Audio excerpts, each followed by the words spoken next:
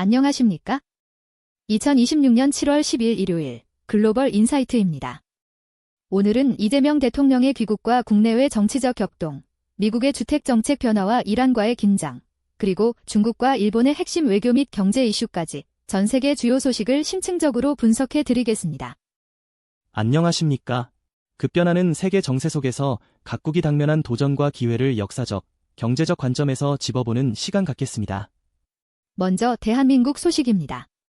이재명 대통령이 북대서양조약기구, 나토 정상회의 참석과 몽골 국빈 방문을 마치고 7월 11일 귀국했습니다. 특히 몽골에서는 희토류 등 핵심 광물 공급망 협력을 강화하고 한몽관계 황금시대 공동선언을 채택했습니다.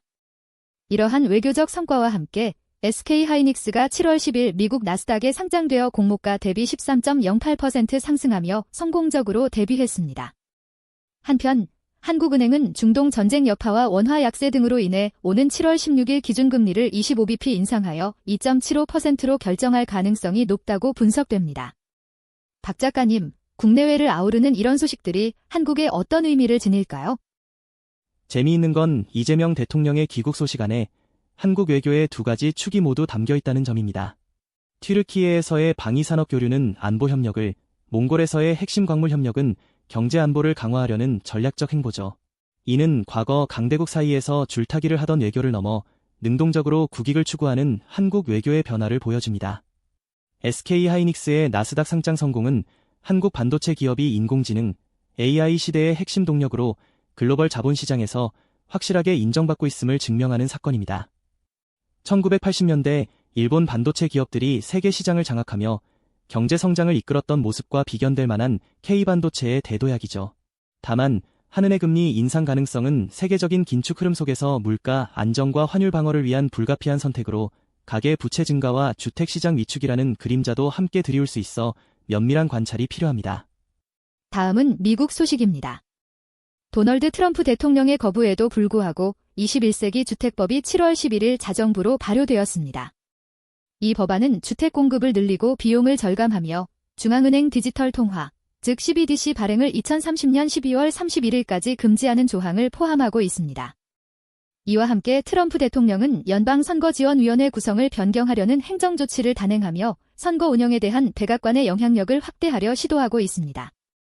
또한 트럼프 대통령은 이란의 암살 시도 시 1000개의 미사일로 보복할 것이라고 경고했지만 오만에서는 양국 간 외교적 협상이 계속되고 있습니다. 박 작가님, 이 소식들은 미국의 현재를 어떻게 진단할 수 있을까요? 21세기 주택법이 트럼프 대통령의 거부에도 발효되었다는 점은 의회가 행정부의 정책 방향에 제동을 걸고 독자적인 입법권을 행사했다는 점에서 주목할 만합니다. 특히 이 법안에 CBDC 발행을 금지하는 조항이 포함된 것은 디지털 화폐가 가져올 수 있는 금융 시스템의 변화와 개인 정보 보호에 대한 미국 의회의 신중한 접근을 보여주는 대목입니다. 트럼프 대통령이 선거관리위원회에 대한 영향력을 확대하려는 시도는 내년 대선을 앞두고 선거 공정성에 대한 논란을 다시 부를 수 있습니다. 역사적으로 미국 대선은 언제나 치열한 공방전이었지만 트럼프 시대에 들어서며 선거 시스템 자체에 대한 신뢰 문제가 불거지는 양상이 반복되고 있습니다. 이란과의 관계는 마치 줄타기 외교와 같습니다.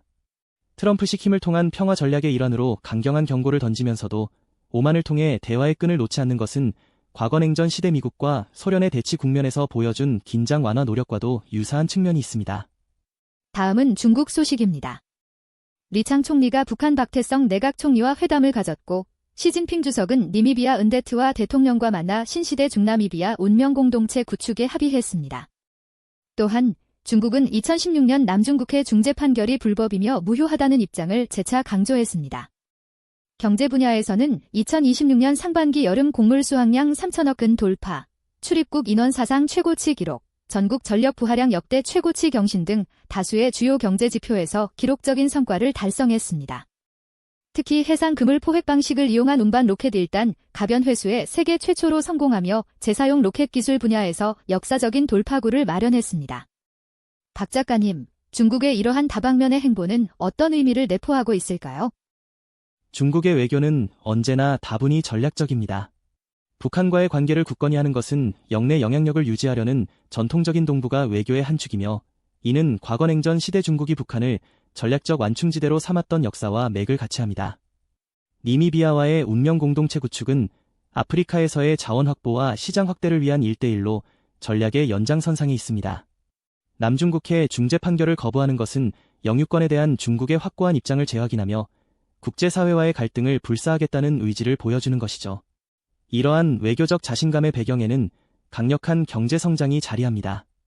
기록적인 경제 지표는 글로벌 경기 둔화 속에서도 중국 경제가 견고한 회복세를 보이고 있음을 입증합니다. 특히 재사용 로켓 기술의 성공은 단순히 우주 기술의 발전을 넘어 중국이 첨단 과학 기술 분야에서 세계 최고 수준의 경쟁력을 확보하고 있다는 강력한 메시지를 던지는 것입니다. 마치 1960년대 미국과 소련이 우주 경쟁을 통해 기술 패권 다툼을 벌였던 것처럼 중국은 우주 개발을 통해 미래 기술 강국의 면모를 과시하고 있습니다. 일본 소식입니다. 다카이치 사나의 일본 총리가 아베 신조 전 총리 추도 집회에 참석하여 아베 전 총리의 업적을 기리고 자신의 정치적 의지를 표명했습니다. 또한 일본 중의원에서는 여성 천황 불허와 구황족 남성 양자 입양을 골자로 하는 황실전범 개정안이 통과되어 논란이 되고 있습니다. 한편 다카이치 총리는 안보 협력 강화를 위해 인도를 방문하여 모디 총리와 자위대 및 인도군 연계, 방위 장비 수출 등 협력 강화를 확인했습니다.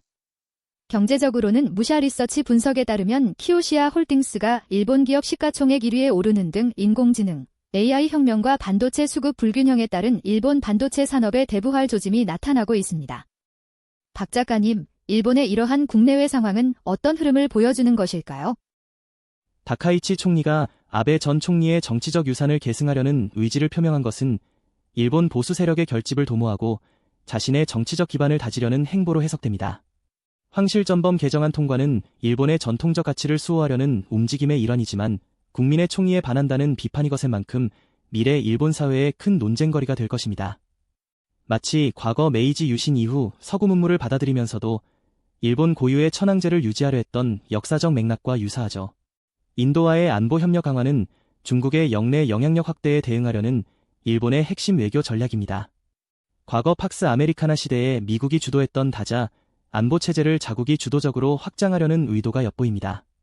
경제 분야에서는 일본 반도체 산업의 대부활 조짐이 매우 흥미롭습니다.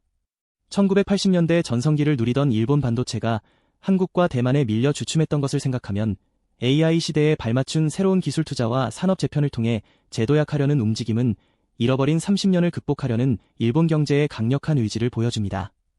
네, 오늘 준비한 소식은 여기까지입니다. 격동하는 세계 속에서 현명한 통찰을 전해주신 박 작가님, 감사합니다.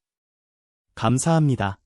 복잡한 국제 정세는 언제나 새로운 도전과 기회를 동시에 안겨줍니다. 오늘 들려드린 소식들이 청취자 여러분의 지평을 넓히고 앞으로의 변화를 이해하는 데 작은 도움이 되었기를 바랍니다. 저희 글로벌 인사이트는 다음 주에도 더욱 풍성하고 깊이 있는 소식으로 찾아뵙겠습니다.